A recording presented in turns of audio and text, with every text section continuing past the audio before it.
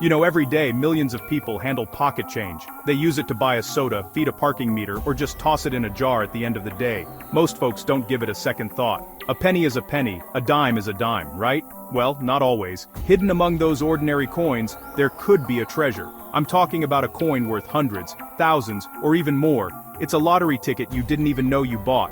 It's a piece of history waiting to be discovered, and it could be sitting right there in your hand. I've been in the pawn business for a long time. I've seen it all. People bring in all sorts of things, hoping to strike it rich, but some of the most amazing stories are the ones that start with a handful of change. A guy comes in with a coin he got from a convenience store, and it turns out to be a super rare error coin. It happens more often than you think. The United States Mint has produced trillions of coins over the centuries. And sometimes, just sometimes, they make a mistake. Those mistakes can be worth a fortune to collectors who are always on the hunt. The thrill of the hunt is what gets people hooked. It's the idea that any coin, at any time, could be the one. It's a modern-day treasure hunt, and you don't need a map or a shovel. All you need are your eyes and a little bit of knowledge. This isn't about some sunken pirate ship or a lost city of gold. This is about the real, tangible history that passes through our hands every single day.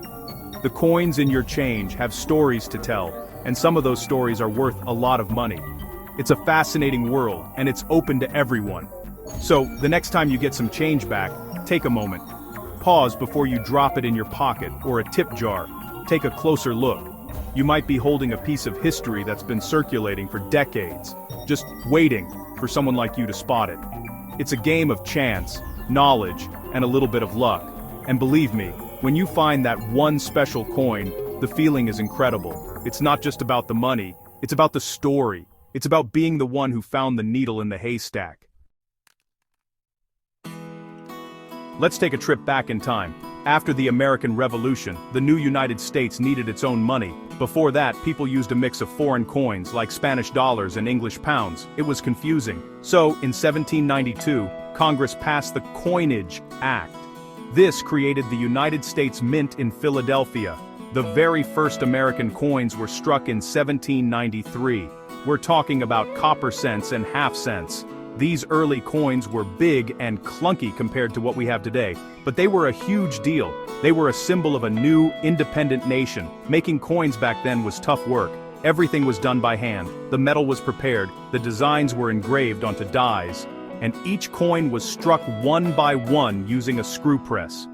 Because of this manual process, no two coins were exactly alike. Sometimes the dies would crack or get misaligned. Sometimes the wrong metal was used. These weren't considered valuable mistakes at the time, they were just part of the process. But today, those early imperfections are what makes some of these coins incredibly rare and sought after by collectors who want to own a piece of that history.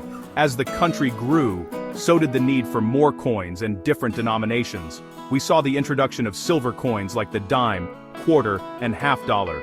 Then came the gold coins, like the eagle and double eagle. The designs on these coins changed over the years, often reflecting the spirit of the times.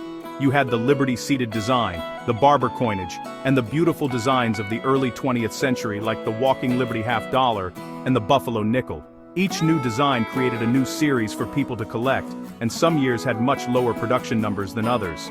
This is where the idea of rarity starts to come in. The mint didn't always make the same number of coins each year. In some years, due to economic downturns or wars, very few coins were made. In other years, huge quantities were produced. Also, many old coins were melted down over the years, especially the silver and gold ones. This means that even if a lot of a certain coin were made, very few might have survived.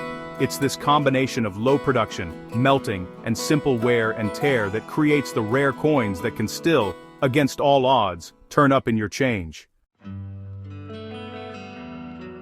So, what makes a simple piece of metal worth thousands of dollars? It's a question I get all the time in the shop. It boils down to a few key things, and the first one is rarity.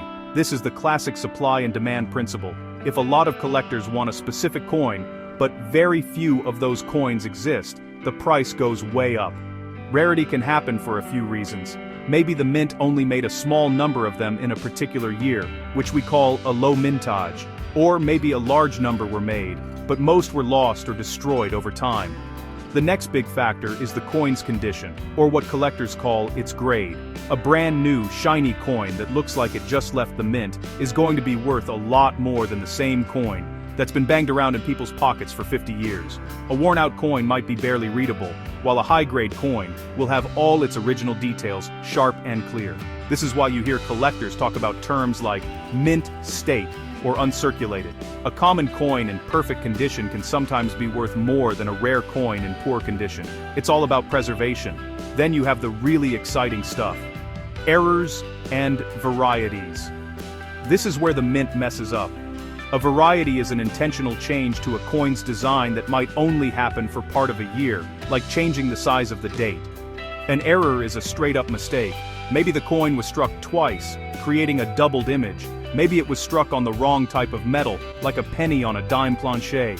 These mistakes are usually caught and destroyed, but a few always manage to slip out into circulation. These error coins are like four-leaf clovers, and collectors go crazy for them. Finally, there's the story and the history behind the coin. Some coins are famous.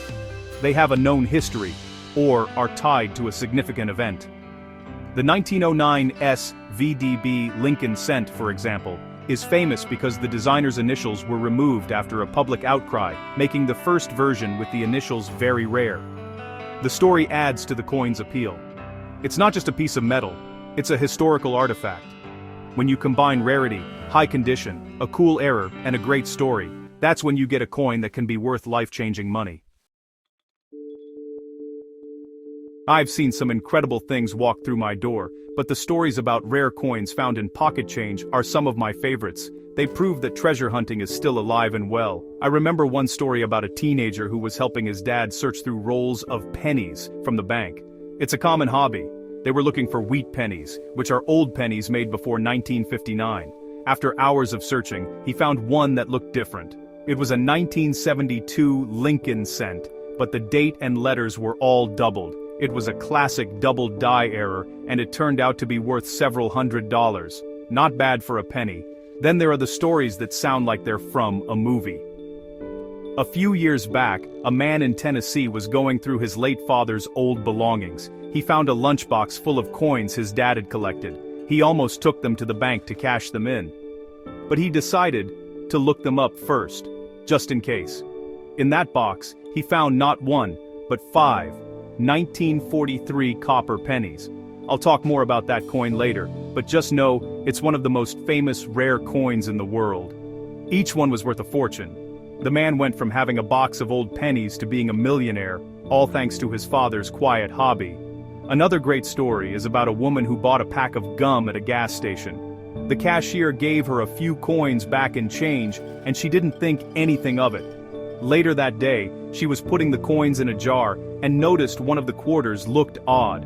It was a state quarter, but it had an extra leaf on the cornstalk design. It was a 2004 Wisconsin quarter with a famous error known as the extra leaf variety. There are two versions, a high leaf and a low leaf. Depending on the condition, these quarters can be worth a few $100. She found a valuable collectible just by buying gum. These finds aren't just limited to the United States.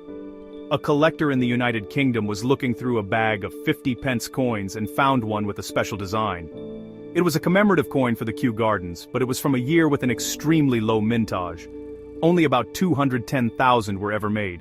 He knew right away what he had. That single 50-pence coin, worth about 60 cents, was selling to collectors for over £100. These stories are a powerful reminder. You have to know what you're looking for, but the treasures are out there, circulating among us, just waiting for a sharp eye to find them. Alright, so, you want to be a coin hunter. You need to know what you're looking for. Think of this as your most wanted list. These are coins that are known to be out there and are valuable enough to make the search worthwhile. First up, the 1982 No P. Roosevelt dime. In 1982, the Philadelphia Mint was supposed to put a P mint mark on its dimes, but a small number were accidentally made without it. These are error coins and can be worth a good amount of money, especially in good condition. You need to check every 1982 dime you find for that tiny P above the date. If it's not there, you've got one. Next on the list is the 2005 In God We Rust Kansas State Quarter. This is a funny one. It's not a true mint error but what's called a grease fill error. When the coin die gets filled with grease, it can prevent some letters from being stamped properly on the coin. On some 2005 Kansas quarters, the T in trust was weakly struck or completely missing, making it look like it says, "In God We Rust." While not super valuable, they can sell for a nice premium over face value. It's a fun and easy one to look for. Don't forget about nickels. Keep an eye out for the 2005 Buffalo nickel with the speared bison variety. On the back of the coin, there's a buffalo. On a small number of these nickels from the Denver Mint, a die gouge or crack created a line that looks like a spear going through the buffalo's back. It's a dramatic-looking error, and collectors love it. Finding one of these in your change can be a nice surprise, as they can be worth over $100 in good shape. It's a perfect example of how a small flaw can create a big value. Finally, always check your half dollars, especially from 1965 to 1970. In 1964, half dollars were 90% silver. From 1965 to 1970, they were made of 40% silver. After 1970, they contained no silver at all. Because of the silver content, any half dollar from 1970 or earlier is worth more than its face value. A 1964 Kennedy half dollar is worth around $10 just for its silver. The 40% silver ones are worth a few bucks each. People sometimes spend these old coins without realizing their value, so they can still be found in circulation or in rolls from the bank. It's an easy way to find real silver. Now, let's talk about a legend. If there's one coin that every single person dreams of finding, it's the 1943 copper penny. This coin has a story that sounds like it's straight out of a Hollywood movie. Here's the deal. In 1943, during World War II, the United States needed copper for the war effort. It was used for things like shell casings and telephone wire, so the US Mint decided to make pennies out of zinc-coated steel instead of copper. That's why 1943 pennies look silver or gray and are magnetic. They made over 1 billion of these steel cents. But here's where it gets interesting. At the end of 1942, a few leftover copper planchets, the blank discs used to make coins, were still sitting in the hoppers of the coining presses. When the mints in Philadelphia, Denver, and San Francisco started making the new 1943 steel cents, a handful of these old copper blanks got mixed in and were struck with the 1943 date. Nobody knows exactly how many were made. The best guess is that maybe 20 were made at the Philadelphia Mint, and maybe 1 or 2 at the Denver and San Francisco mints. These were mistakes, pure and simple. For years, these coins were the stuff of urban legend. People claimed they existed, but nobody had definitive proof. Then, in 1947, a teenager named Don Lutz Jr. found one in his school cafeteria change in Pittsfield, Massachusetts. He asked the Treasury about it, and they told him no such coins were ever made. But he held on to it. Decades later, it was confirmed to be genuine. That very coin, found in a cafeteria, sold at auction in 2019 for over $200,000. That's the power of the 1943 copper penny. Today, finding one is the ultimate dream of any coin hunter. It's incredibly unlikely, but not impossible. Every few years another one seems to pop up, often from someone who inherited it without knowing what it was. Because 1943 steel cents are so common, and fakes are often made by coating a steel cent with copper, you have to be careful. The easiest test is a magnet. A real 1943 copper penny is not magnetic. If you ever think you've found one, the next step is to get it authenticated by an expert. It's the rarest of the rare when it comes to pocket change finds. While the 1943 copper penny is a legend, there's another Lincoln cent that gets collectors just as excited. It's the 1969 S double die obverse. This is another coin that was a complete mistake by the mint, and it's one of the most valuable error coins of the 20th century. The S means it was made at the San Francisco Mint. The double die obverse part means that the front of the coin, the obverse, shows a strong doubling of all the letters and the date. It's not a faint, blurry doubling. It's a very clear and dramatic separation. The story behind this coin is fascinating. When the coin dies are made, they are impressed multiple times by a hub to create the design. For the 1969 S doubled die, the die was not aligned correctly during this process, creating a doubled image. This faulty die was then used to strike a small number of pennies before the mistake was caught. For a while, the US government actually claimed the first few that were found were counterfeit, and even confiscated them. It took a while for them to admit that yes, the mint had made a mistake, and these coins were real. This controversy only made the coin more famous and desirable. Collectors were on high alert, searching every 1969 S-penny they could find. The doubling is most obvious on the words, "In God We Trust and Liberty," and on the date 1969. You don't even need a magnifying glass to see it on the best examples. That's how strong the doubling is. Finding one of these is like finding a needle in a haystack, as most were discovered by collectors in the 1970s. But some are still believed to be out there, sitting in old coin jars or still circulating. The value of a 1969 S double die penny is staggering. Even in circulated worn condition, they can be worth thousands of dollars. In high uncirculated grades, they can sell for over $50,000 and sometimes much more. I had a guy bring one into the shop once. He had been collecting pennies for years and was going through his old albums. He almost missed it.